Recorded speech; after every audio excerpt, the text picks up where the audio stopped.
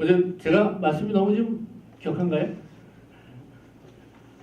뭐 너무나 다 아시는 내용 제가 말씀드린 건 아닌가 모르겠습니다. 아니요, 저 잘하고 계십니다. 아, 예.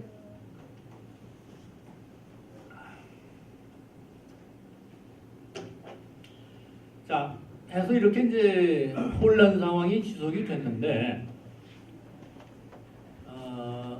결국 이제 어떻게 보면은 어느 시대든 보면은 뭐 저희 같은 경우 마찬가지입니다. 그 책상에 앉아서 저 공부한다고 옛날 뭐 저 전적이나 읽고 뭐 되게 이제 글만 보고 하는데, 사실 지금 와서 사회활동을 한 친구들만 나오면 세상에 이런 바보같이 이렇게 이거 공부를 해서 뭘 앞서가는 게 아니라 뒤떨어져 있구나. 특히 역사 공부를 하면서는 더 그런 생각을 많이 갖게 됩니다. 근데 100여 년 전에 역시 공자, 맹자, 뭐 동양의 철학 모든 걸 다 배웠다 하더라도 결국 현실 문제를 파악하고 이해하고 해나가는 것은 상인들, 현실 문제에 다가가서 일을 하는 사람들, 그런 사람들이 훨씬 더 앞서가고 있구나 하는 것을 알 수가 있고요. 그래서 이제 뭐 아까 청년 이승만이 뭐 6대 강령을 이야기를 했는데, 이거 얼마나 절실하게 그 당시에 필요했으면 이런 이야기를 독립정신이라는 것에 결국 총결론 형식으로 이렇게 제시를 했을까, 이런 생각을 하게 됩니다. 자, 어떻든 이러한 단발령으로 인해서 이제 여러 가지 이제 뭐 농민들 이해 다르고 유생들 이해 다르고 그 다음에 관변층 이해 다르고 또 신지식인 이해들 다르고 다 그런데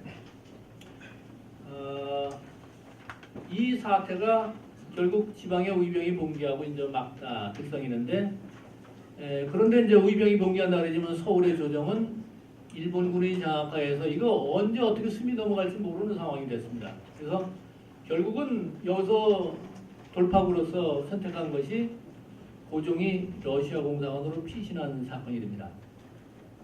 그러니까 단발령이 양력으로 1895년 12월 30일 날 내려지고 1월 1일부터 이제 태양력 채택이 되고 전국적으로 이제 단발령이 공식으로 이제 단발이 시행되는 거죠. 그런데 불과 그로부터 한 달 남짓 돼가지고 50일이 안 돼서 상황이 뒤집어졌어요. 그래서 이거는 이제 명성황후 씨의 사건, 청일전쟁이 일으키고 그다음에 시모노세키 조약 체결해서 조선을 거의 집어삼키는 상태가 됐는데, 삼국 간섭에 의해서 러시아가 개입하면서 제동이 걸렸고, 제동이 걸리자가 궁중에서 러시아와 손잡고 일본에 대항하려고 했다가 이제 그 피해를 입은 것이 보복을 당한 것이 명성황후 씨의 사건이란 말이죠. 이 명성황후 씨의 사건 직후에 일본이 국제 여론의 코너에 의해서 이제 그 코너에 몰리게 되자 이 상황을 다시 또 타개하기 위해서 저지른 것이 이제 단발령 선포라고 이렇게 강행이라고 할 수가 있습니다. 자, 이렇게 해서 다시 조선이 숨이 넘어가는 열국 외교관 보도에 의하면은 조선은 막 일본한테 지금 집어삼켜져 넘어가고 있는 이런 상황이다라고 하고 있습니다. 여기에서 러시아의 뭐 동아시아 정책, 거기에 연관된 대한반도 정책, 이 차원에서 한반도를 일본에 넘길 수 없다라는, 한반도의 어떤 주도권을 일본에게 넘기면은 역시 삼국간섭 당시에 요동 만들어서 일본을 쫓아내려고 했던 거나 같은 맥락에서 그 당시 건설 중인 러시아의 10여 횡단 철도 완공이 좀 불리하게 되죠. 그러니까 조선에서 일본이 주도권을 행사할 수 없게 한다는 조치가 고종의 하관 파천으로 연결이 됐고, 조선 입장에서는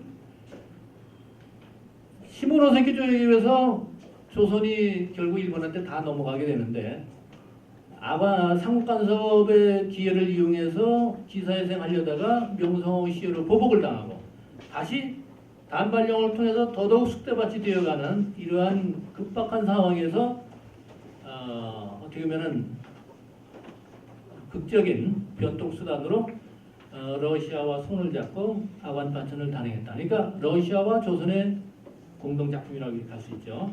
이것은 삼국간섭의 연장이기도 하고, 고종과 명성황후 궁중 세력이 일본의 그 보호과 기도에 대항해서 저항을 하던 그 연장선에서 하관 파천이 같이 일어났다고 볼 수가 있습니다. 자, 그건 그렇다고 하더라도 여러분, 하관 파천 직후에 조선 정부 입장은 뭐냐? 뭐 여러 가지 개혁 조치에 대해서 복부적으로 돌아간 게 있습니다.